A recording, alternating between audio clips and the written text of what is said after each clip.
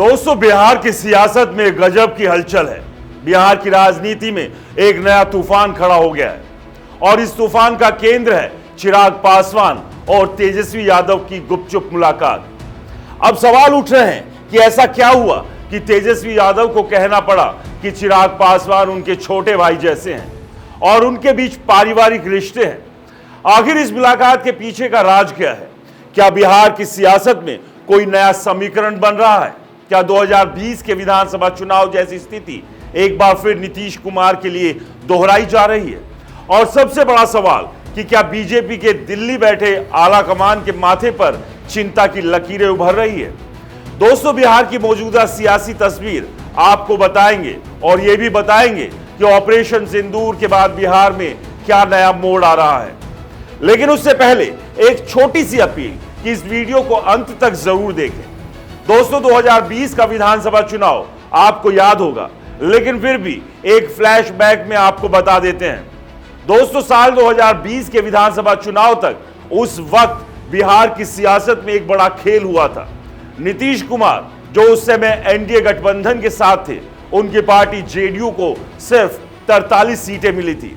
यह नीतीश कुमार के लिए एक बड़ा झटका था और इस झटके के पीछे एक बड़ा नाम था, चिराग पासवान। जी हां, चिराग पासवान, जो उस समय अपनी पार्टी लोक जनशक्ति पार्टी रामविलास के साथ एनडीए से अलग होकर चुनावी मैदान में उतरे थे। उनके पिता रामविलास पासवान का निधन कुछ समय पहले ही हुआ था और चिराग ने अपनी पार्टी को एक नई दिशा देने का फैसला किया था।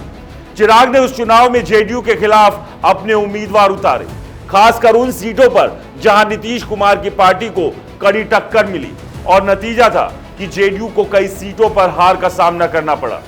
कई राजनीतिक विश्लेषकों का मानना है कि यह बीजेपी के शीर्ष नेतृत्व यानी नरेंद्र मोदी और अमित शाह की रणनीति का हिस्सा था। बीजेपी ने चिराग को अप्रत्यक्ष रूप से समर्थन देकर नीतीश को कमजोर करने की कोशिश की थी ताकि बिहार में उनकी निर्भरता बीजेपी पर बढ़े। और दोस्तों, अब 2025 में फिर से वही कहानी दोहराई जा रही है, लेकिन इस बार तस्वीर थोड़ी और जटिल है। ये मैं क्यों कह रहा हूं, ये आगे आपको समझाऊंगा। पहले अब आते हैं मौजूदा हालात पर। बिहार की सियासत में उस समय हलचल मच गई जब खबर आई कि चिराग पासवान और तेजस्वी यादव की मुलाकात हुई। यह मुलाकात नवादा में एक शहीद के परिवार से मिलने के दौरान हुई। दोनों नेता वहां शहीद के परिवारों से मिलने गए थे और इस दौरान उनकी बातचीत हुई। लेकिन दोस्तों, यह सिर्फ एक संयोग नहीं था। सूत्रों की माने तो इस मुलाकात के अलावा भी चिराग और तेजस्वी के बीच कई बार दूतों के जरिए संदेशों का आदान प्रदान हुआ है। तेजस्वी यादव ने इस मुलाकात के बाद एक बड़ा बयान दिया। उन्होंने कहा, चिराग पासवान मेरे छोटे भाई जैसे हैं, हमारे बीच पारिवारिक रिश्ते हैं। दोस्तों, यह बयान कोई साधारण बयान नहीं है। तेजस्वी, जो आरजेडी के नेता हैं और इंडिया गठबंधन का हिस्सा है, और चिराग, जो एनडीए के साथ हैं और खुद को मोदी का हनुमान कहते हैं, इन दोनों का इस तरह खुलकर एक दूसरे के लिए सकारात्मक बयान देना बिहार की सियासत में एक नए समीकरण की ओर इशारा करता है। दोस्तों, इस मुलाकात ने न सिर्फ नीतीश कुमार को बेचैन कर दिया, बल्कि दिल्ली में बैठे बीजेपी के आलाकमान के माथे पर भी चिंता की लकीरें खिंच गई। आखिर ऐसा क्या है इस मुलाकात में जो इतना बड़ा सियासी तूफान खड़ा हो रहा है? चलिए यह भी आपको बता देते हैं।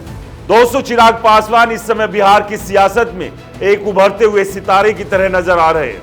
हाल के दिनों में उनके बयानों ने साफ कर दिया कि उनकी नजर अब केंद्र की राजनीति से ज्यादा बिहार की सियासत पर है। चिराग ने कहा है, बिहार की जनता चाहती है मैं दिल्ली छोड़कर बिहार आऊं। अगर मेरी पार्टी कहेगी तो मैं बिहार में विधानसभा चुनाव लड़ूंगा। उन्होंने यह भी कहा कि बिहार और बिहारियत उनके रगों में है।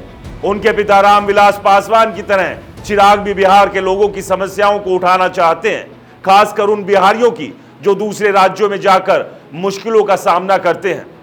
चिराग ने अपनी पार्टी को बिहार के साथ साथ उत्तर प्रदेश और अन्य राज्यों में भी विस्तार देने की बात कही। लेकिन सबसे चौंकाने वाला बयान उनका यह था कि अगर मध्य प्रदेश के बीजेपी नेता विजय शाह, जिन्होंने कर्नल सोफिया कुरैशी के खिलाफ आपत्तिजनक टिप्पणी की थी, उनकी पार्टी में होते तो चिराग उन्हें बाहर का रास्ता दिखा देते। यह बयान साफ तौर पर बीजेपी के लिए एक संदेश था कि चिराग अपनी सियासी लाइन साफ रखना चाहते हैं। दोस्तों, चिराग पासवान की नजर बिहार की मुख्यमंत्री की कुर्सी पर है। उनकी पार्टी के कार्यकर्ताओं ने बिहार में पोस्टर लगवाए जिसमें चिराग को भावी मुख्यमंत्री के रूप में पेश किया जा रहा है।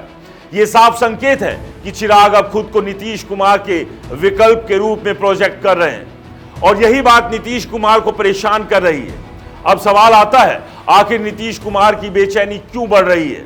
क्या जेडीयू फिर दोहराएगी 2020 की कहानी? दोस्तों, नीतीश कुमार इस समय बिहार की सियासत में एक कमजोर स्थिति में है। उनकी पार्टी जेडीयू के पास सिर्फ 43 सीटें हैं और वो गठबंधन की राजनीति में बीजेपी पर निर्भर है। 2020 में चिराग पासवान की राजनीति ने नीतीश को कमजोर किया था और अब चिराग की तेजस्वी से मुलाकात ने नीतीश के लिए खतरे की घंटी बजा दी है। नीतीश को डर है कि क्या बीजेपी फिर से कोई नया खेल खेल रही है? क्या चिराग पासवान को बीजेपी अप्रत्यक्ष रूप से समर्थन दे रही है ताकि नीतीश को और कमजोर किया जा सके? इसके अलावा नीतीश कुमार की एक और चिंता है। हाल ही में वक्फ कानून को लेकर नीतीश ने केंद्र सरकार का समर्थन किया, जिसके बाद बिहार का अल्पसंख्यक समुदाय उनसे नाराज हो गया। ये नाराजगी नीतीश की सियासी जमीन को और कमजोर कर रही है।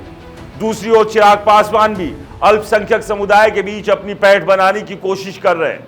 उनकी तेजस्वी से मुलाकात और लालू प्रसाद यादव के स्वास्थ्य को लेकर चिराग का हालचाल पूछना इस बात का संकेत है कि वो सभी समुदाय को साथ लेकर चलना चाहते हैं। अब दिल्ली में बैठे बीजेपी के आला कमान के लिए भी यह स्थिति चिंताजनक है। चिराग पासवान, जो खुद को मोदी का हनुमान कहते हैं, अब बीजेपी के लिए एक चुनौती बनते जा रहे हैं। चिराग ने साफ कर दिया कि उनकी प्राथमिकता बिहार है। उन्होंने बीजेपी के सामने अपनी शर्तें रख दी है, या तो बीजेपी उन्हें बिहार में बड़ा चेहरा बनाए या फिर वो अपने लिए दूसरा रास्ता तलाश करेंगे। दोस्तों, चिराग की तेजस्वी से मुलाकात ने बीजेपी को और सतर्क कर दिया है। अगर चिराग इंडिया गठबंधन की ओर बढ़ते हैं तो यह बीजेपी के लिए बड़ा झटका होगा। चिराग के पास दलित वोट बैंक का मजबूत समर्थन है, जो बिहार में करीब 5.5% है। रामविलास पासवान की विरासत को आगे बढ़ाते हुए चिराग इस वोट बैंक को अपने साथ मजबूती से जोड़े हुए हैं। बीजेपी जानती है कि अगर चिराग उनकी बात नहीं मानते तो बिहार में एनडीए की स्थिति कमजोर हो सकती है। दोस्तों, ऑपरेशन सिंदूर के बाद बिहार की सियासत में एक नया मोड़ आया है। इस ऑपरेशन ने एनडीए को बैकफुट पर ला दिया है। वक्फ कानून को लेकर भी एनडीए की स्थिति कमजोर हुई है। ऐसे में चिराग पासवान अपनी रणनीति को और मजबूत कर रहे हैं। वो जानते हैं कि नीतीश कुमार की सियासी पारी अब ढलान पर है। नीतीश अगले विधानसभा चुनाव में शायद ही मुख्यमंत्री बन पाए। ऐसे में बीजेपी को बिहार में एक नए चेहरे की जरूरत होगी। दोस्तों, चिराग खुद को इस रेस में सबसे आगे देख रहे हैं। वो एक युवा, डायनामिक और बेबाक नेता है। उनकी स्पीच और जनता से जुड़ने का अंदाज उन्हें बिहार में एक मजबूत दावेदार बनाता है। लेकिन सवाल ये, क्या बीजेपी उन्हें मौका देगी या फिर चिराग अपनी राह खुद बनाएंगे? उनकी तेजस्वी से मुलाकात इस बात का संकेत है कि वो सभी विकल्प खुले रखना चाहते हैं। चिराग और तेजस्वी की मुलाकात के बाद नीतीश कुमार ने लालू प्रसाद यादव को एक खास संदेश भेजा है। सूत्रों के मुताबिक यह संदेश किसी दूत के जरिए भेजा गया है।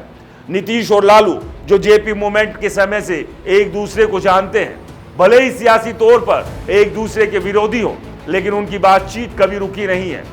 नीतीश को डर है, अगर चिराग और तेजस्वी के बीच कोई गठजोड़ बनता है तो उनकी सियासी जमीन पूरी तरह से खिसक सकती है। नीतीश जानते हैं कि तेजस्वी भी मुख्यमंत्री की कुर्सी के दावेदार हैं। अगर चिराग और तेजस्वी मिलकर कोई नया समीकरण बनाते हैं तो ये नीतीश के लिए सबसे बड़ा खतरा होगा। यही वजह है कि नीतीश ने लालू को संदेश भेजकर अपनी स्थिति मजबूत करने की कोशिश की है।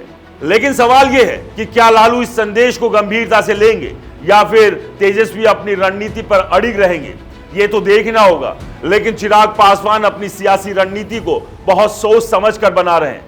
वो जानते हैं कि उनके पास दलित वोट बैंक की ताकत है। बिहार में दलित वोटरों की संख्या करीब 5.5% है और ये वोट बैंक चिराग की सबसे बड़ी ताकत है।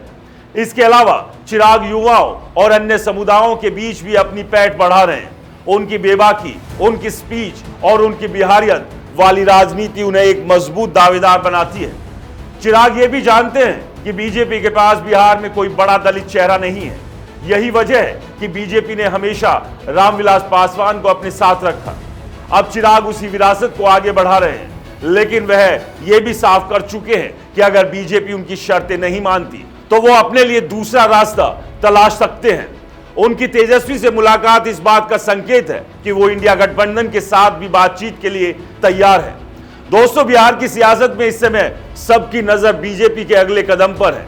सूत्रों के मुताबिक बीजेपी के शीर्ष नेता जल्द ही बिहार के एनडीए सहयोगियों के साथ बैठक करेंगे। इस बैठक में जीतन राम मांझी, उपेंद्र कुशवाहा और चिराग पासवान जैसे नेताओं के साथ चर्चा होगी। बीजेपी जानती है कि बिहार में उसकी स्थिति मजबूत करने के लिए सहयोगियों का साथ जरूरी है, लेकिन चिराग की बढ़ती महत्वाकांक्षा और तेजस्वी से उनकी मुलाकात ने बीजेपी को सतर्क कर दिया है। वहीं जीतन राम मांझी और उपेंद्र कुशवाहा भी स्थिति को करीब से देख रहे हैं। दोनों को लगता है कि अगर नीतीश कमजोर होते हैं तो उनकी भूमिका बढ़ सकती है, लेकिन चिराग पासवान इस समय सबसे मजबूत स्थिति में नजर आ रहे हैं। उनकी युवा छवि, उनकी बेबाकी और उनका वोट बैंक उन्हें बिहार की सियासत में एक बड़ा खिलाड़ी बना रहा है। तो दोस्तों, बिहार की सियासत इस समय एक बड़े बदलाव के दौर से गुजर रही है। चिराग पासवान और तेजस्वी यादव की मुलाकात ने न सिर्फ नीतीश कुमार को बेचैन किया है, बल्कि बीजेपी के आला कमान को भी सोचने पर मजबूर कर दिया है। चिराग पासवान अपनी सियासी जमीन मजबूत करने में जुटे हैं और उनकी नजर बिहार की मुख्यमंत्री की कुर्सी पर है। दूसरी ओर नीतीश कुमार अपनी सियासी प्रासंगिकता बचाने की जद्दोजहद में है। तेजस्वी यादव भी इस खेल में पीछे नहीं है। आने वाले दिन बिहार की सियासत के लिए बेहद महत्वपूर्ण होंगे। क्या चिराग पासवान बीजेपी के साथ रहकर बिहार में बड़ा चेहरा बनेंगे या फिर वो इंडिया गठबंधन के साथ नया समीकरण बनाएंगे? क्या नीतीश कुमार इस सियासी शतरंज में अपनी चाल चल पाएंगे? इन सारे सवालों के जवाब आने वाले समय में मिलेंगे। दोस्तों, बिहार की सियासत की ये कहानी अभी और रोमांचक होने वाली है। बिहार की सियासत की हर हलचल पर नजर रखेंगे। फिलहाल के लिए इतना ही। नमस्कार।